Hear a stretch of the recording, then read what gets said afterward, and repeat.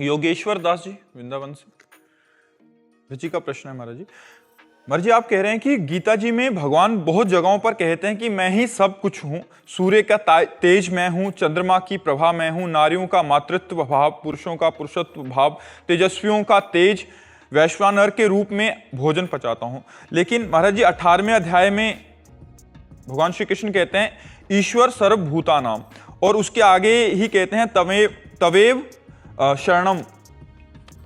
महाराज जी आप कह रहे हैं कि भगवान यहां अहम सर्वभूतानाम भी कह सकते थे, लेकिन उन्होंने ईश्वर ही सर्वभूतानाम ऐसा क्यों कहा महाराज जी? इसमें ईश्वर किन ईश्वर की बात कर रहे हैं? जब अर्जुन भगवान सामने हैं और पूछते हैं ईश्वर को संबोधन करके, तो भगवान ईश्वर का ही उत्तर देते हैं, वो ये नहीं कह रहे कि। और जब अर्जुन कहते कि मैं हार गया, अब मैं आपकी शरण में हूं, आप बताइए मुझे मेरा श्रेय क्या है।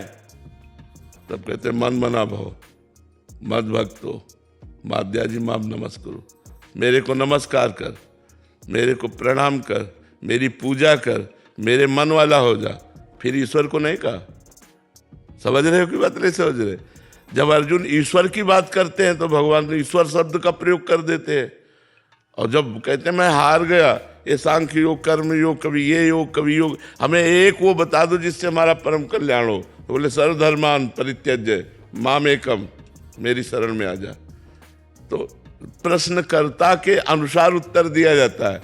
प्रवीण प्रवक्ता वही होता है जो प्रश्नकर्ता के अनुसार उत्तर दे। अब जैसे अगर इसको थोड़ा हटाकर परमार्थ से देखो तो लगेगा नहीं कि एक अहम भरी बात है। मन मना भो मद भक्तो माध्या जी बाब नमस्कार, मेरे मन वाला बन, मेरे को नमस्कार, मेरे को, ये अत्यंत प्रियता में होता है। और प्रवीण प्रवक्ता वही होता है जो प्रश्नकर्ता के शब्द पर उत्तर दे। शब्द जो है वो परमात्मा कैसा है तो फिर उसका वर्णन करो। नहीं तो सामने परमात्मा श्री कृष्ण खड़े हैं, उनको मान क्यों नहीं रहे हो?